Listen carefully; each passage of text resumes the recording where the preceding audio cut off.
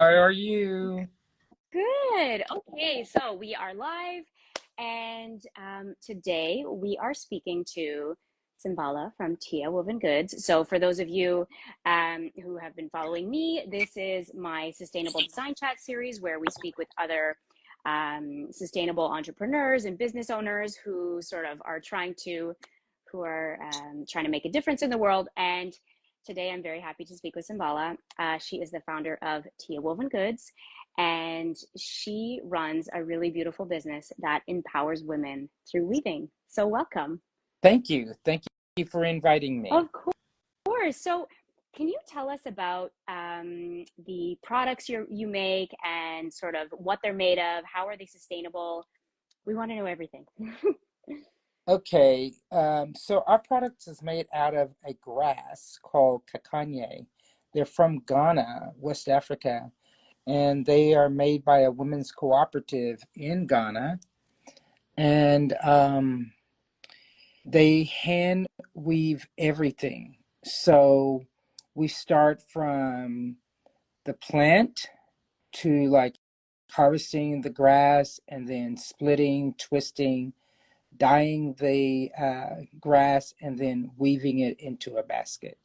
So and Beautiful. And it's a sustainable wild grass that grows in Ghana. So it's not something that they farm. It's just a naturally grown grass. okay. So no pesticides, no chemicals, no excess No water, and pesticides, it's no just renewable. chemicals. Yeah, Beautiful. isn't that great? That's amazing. That's amazing. So then, who makes your baskets, and why is this important? So you mentioned, artisans in or a community in Ghana. Can you tell us more about that? Sure. So it's a women's cooperative. It's about 15 small cooperatives, and each one of the cooperatives, they have a group leader, and it's based in their village. So it's like something where they don't have to travel to go to work. We purchase the baskets by the piece. So I will request, maybe like 500 of a particular style, and I have an administrator that will convey my requests to all the different cooperatives, and we'll give them like, some instructions like the size, the color, the shape, and then they distribute the order amongst their members of their cooperative, and then we produce the product. Beautiful. So you're giving these women, um, you're giving them jobs, you're giving them, security. They can help to, support their families, um, and you visit them often, don't you? I go every year. I spend about a month there, um, in Ghana. Now, this is a remote village that's about 29 hours from the capital Wow. of Ghana, Okay. which is Accra. And this small rural village is called Bogatanga. So if you're driving there, it's about 29 hours. Wow.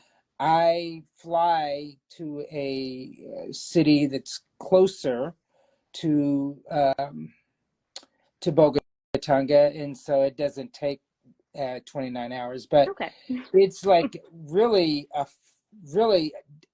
difficult to get to. That's what I was trying to illustrate. Okay. And these women are just like, they're without a lot of amenities like running water, electricity. So these jobs are so important to help sustain themselves. Many of them have never worked outside their home. Okay. Yeah, so this is a pretty Wow. cool way to empower women in a developing country. Of course, especially somewhere that's so remote. Would they have to, if they didn't have this type of job available, would they have to travel to find work? Would they just not work? Well, most of the women are farmers, and they basically grow enough food to feed their families.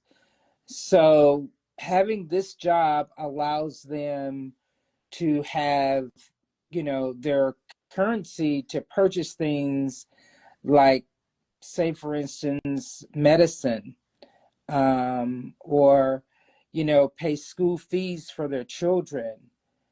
So, you know, it's great that they grow their own food, but often they find themselves needing to have money to buy things that are outside of farming. Right. So this allows them to have a better quality of life and then be able to sort of get the things Absolutely. they need. Beautiful. And we Very nice. employ 833 women there in Wow. Bogota. So Wow. this is a pretty cool collaborating project. And I've been working doing this since 1993. Wow. So I've been doing this for a very long time. We didn't start with that many. We started with 10 women, and it's grown to 833 women. That's incredible. That's amazing. It must be so nice for you to be able to see the impact and sort of how it's growing and how you're able to sort of empower all of these women. Yeah, I mean, there are lots of things that they share with me about how having a job, how it impacts their lives. Something as simple as being able to purchase sanitary napkins for their daughters. We kind of take that for granted that everybody has those types of things. Yeah. But if you are in a remote developing country and you don't have certain hygienic things, that may mean that you can't go to school, that you have to stay at home. Yeah. And so now it allows young girls to continue their education without being interrupted. So it's a great thing for them to have money. It That's also incredible. gives them food options that, maybe they grow peanuts and cassave. Now they can buy green vegetables because they have money. Okay. So it really gives them a great way to sustain themselves. That's Yeah. beautiful. So, can you tell us a little bit about you and how you got started in this business? Yeah, I was a Peace Corps volunteer in a developing country where I work with women's cooperatives. I wasn't placed in Ghana, I was in the Dominican Republic, and I worked in community development and with working with women. And just by having that type of experience, I wanted to continue to do that kind of work. So I had always wanted to go to Africa, and someone encouraged me to go to Ghana. It was actually another returned Peace Corps volunteer that had served in Ghana that said, "You should go to Ghana. You will love it." And so I went to Ghana in 2002 and fell in love. It's like one of only English speaking West African countries, so it was easy for me to get around. And I started, searching out who I could buy product from. So I was in the capital.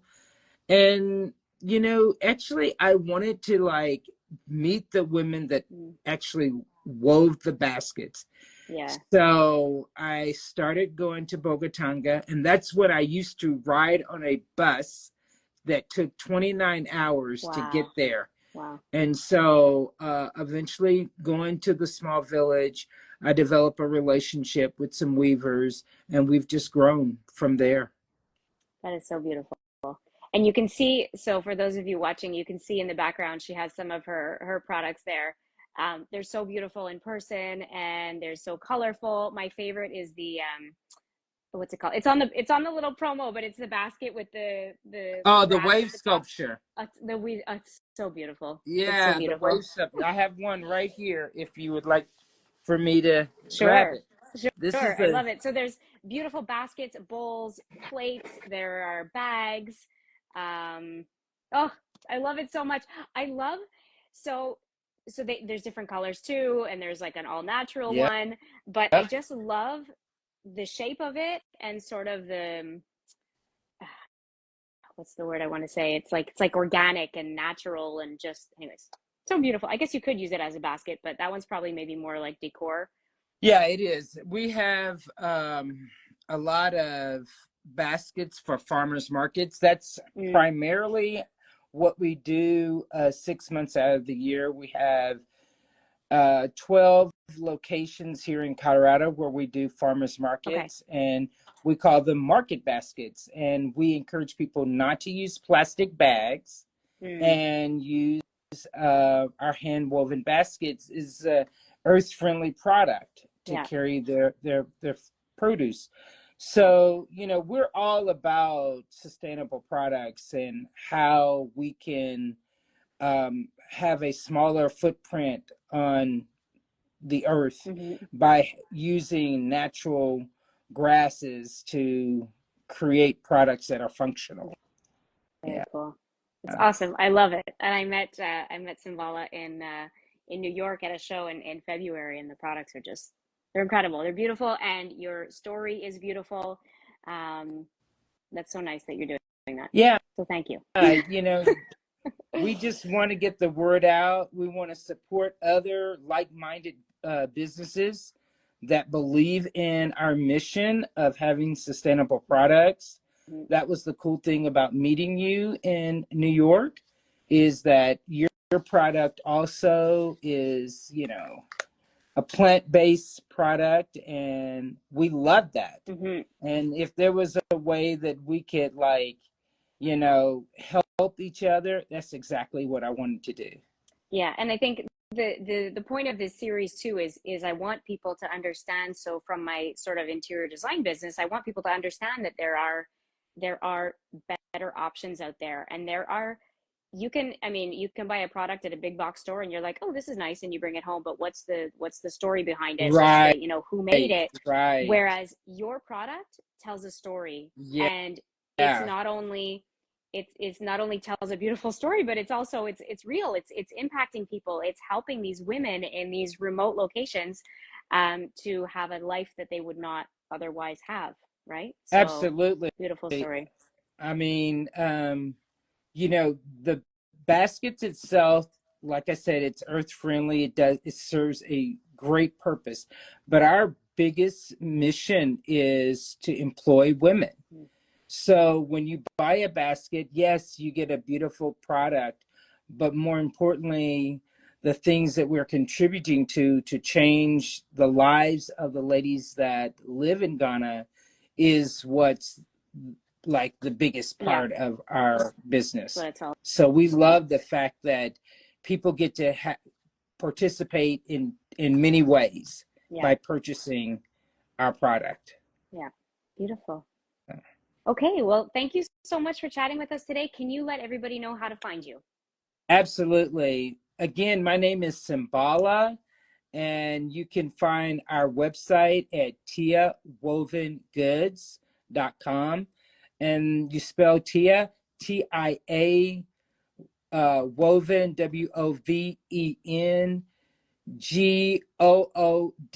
WOVENGOODS.com, Tia Woven Perfect. Goods. And if you're ever in Colorado, check us out at one of our local farmers markets. We're like in 12 different locations.